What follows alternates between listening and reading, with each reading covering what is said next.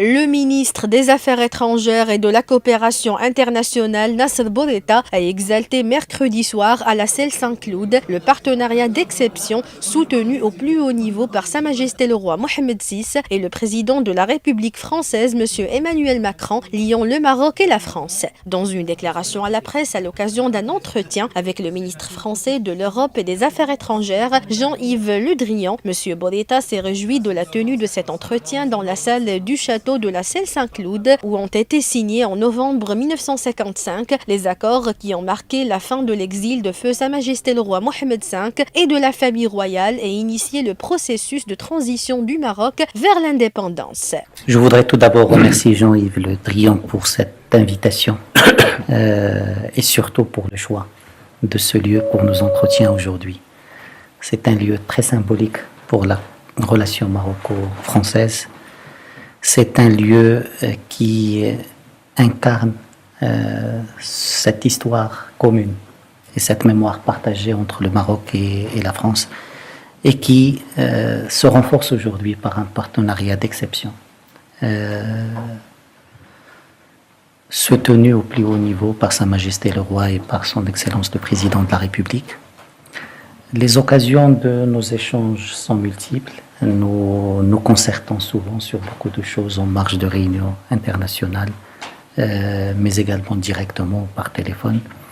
Mais des occasions pareilles, des visites de travail, je pense, non seulement donnent encore de la visibilité à ce partenariat exceptionnel entre le Maroc et la France, mais nous permet d'échanger d'abord sur nos relations bilatérales. Comme tu as dit, il y a des échéances importantes à plus haut niveau dans les semaines à venir, ici en France, mais également au Maroc.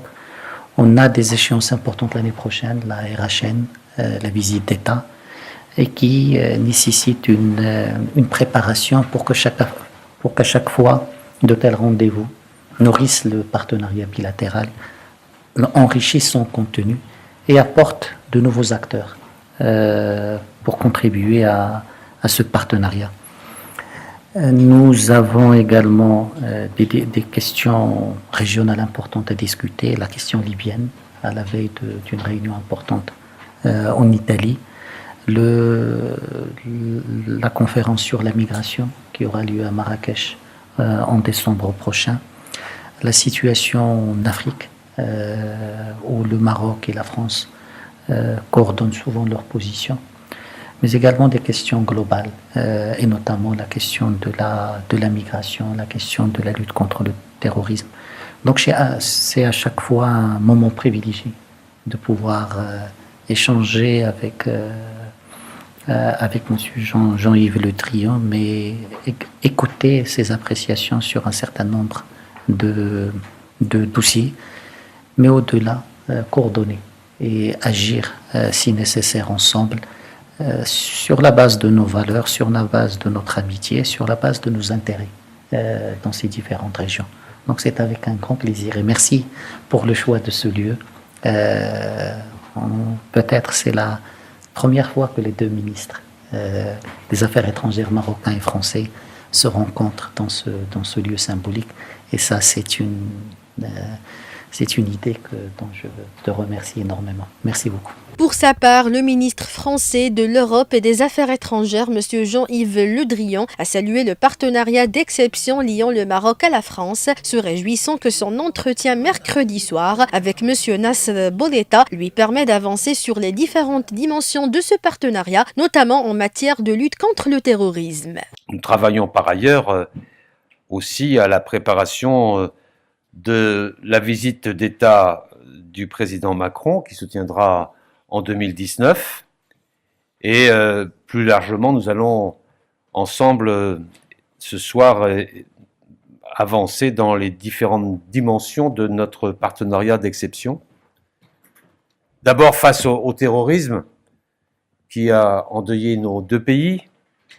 Notre coopération sécuritaire est indispensable, notamment pour répondre à la menace que représente le retour des combattants étrangers du théâtre syro-irakien. Et le Maroc est un allié précieux dans ce combat commun. Et puis face à la crise migratoire que subissent nos deux pays. et à laquelle nous devons répondre ensemble dans un esprit de fermeté, de responsabilité et d'humanité. Cela suppose aussi d'approfondir et d'accélérer notre coopération sur ces questions.